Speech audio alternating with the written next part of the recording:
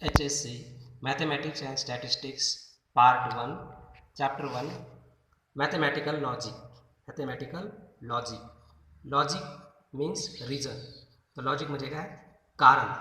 तर या मॅथमॅटिकल लॉजिकमध्ये आपण पहिल्यांदा बघूया टाइप्स ऑफ सेंटेन्सेस. तुम्ही म्हणणार की हा इंग्लिशचा क्लास आहे की मॅथ्सचा, पण हो यामध्ये वाक्यांचे प्रकार आपल्याला गरजेचे आहे. त्यामुळे आपण बघूया पहिल्यांदा टाइप्स ऑफ सेंटेन्सेस. पहिलं declarative or assertive sentence. Declarative or assertive sentence असं वाक्य असतं ज्या वाक्यामध्ये सब्जेक्ट, वर्ब, ऑब्जेक्ट आणि फुल स्टॉप, SVOW आणि फुल स्टॉप असं असतं. या वाक्यामध्ये मेक्स अ स्टेटमेंट एक विधान केलेलं असतं. टेल अस समथिंग ते आपल्याला काहीतरी सांगतं. गिव्ह अस इन्फॉर्मेशन काहीतरी माहिती देतं. एंड विथ फुल स्टॉप याचं महत्त्वाचं काय आहे? एंड विथ फुल स्टॉप, शेवटी फुल स्टॉपने शेवट होतो. May be true or false आणि हे वाक्य काय असतं? ट्रू पण असू शकतं किंवा फॉल्स असू शकतं. याचे दोन वैशिष्ट्य काय? End with a full stop, may be true or false. म्हणून डिक्लेरेटिव्ह किंवा असरेटिव्ह सेंटेन्स हे काय? स्टेटमेंट असतं. उदाहरणार्थ Ram is going to school.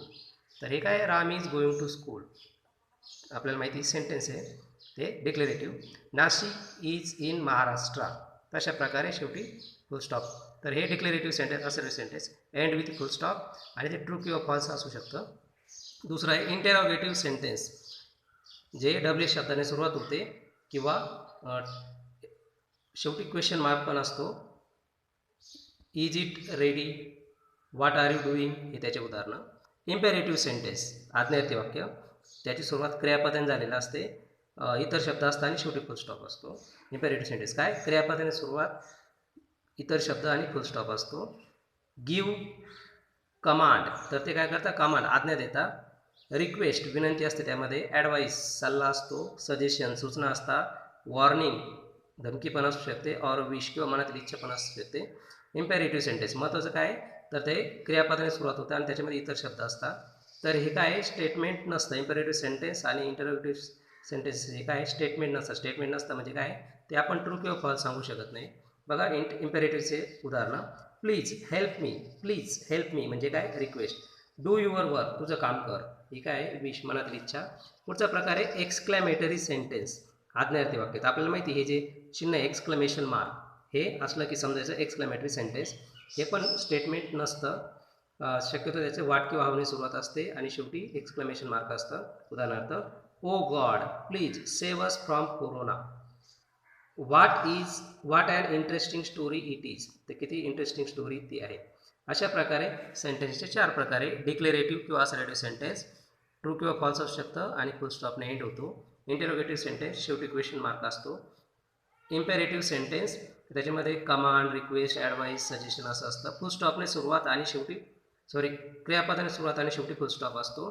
Exclamatory sentence exclamation mark असतं.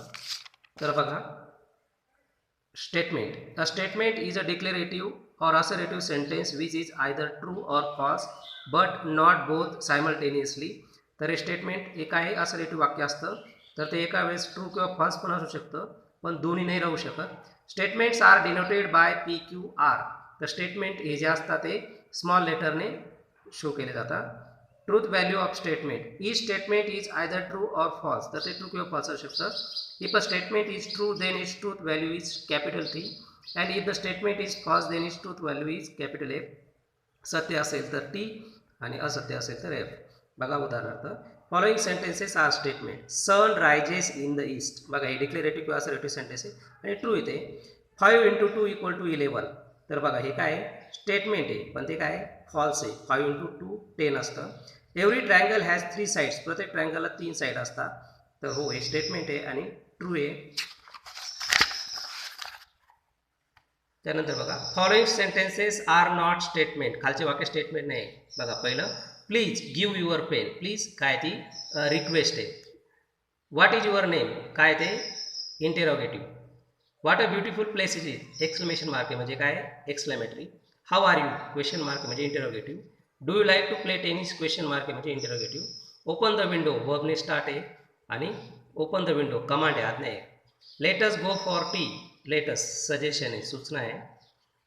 सिट डाऊन ऑर्डर आहे.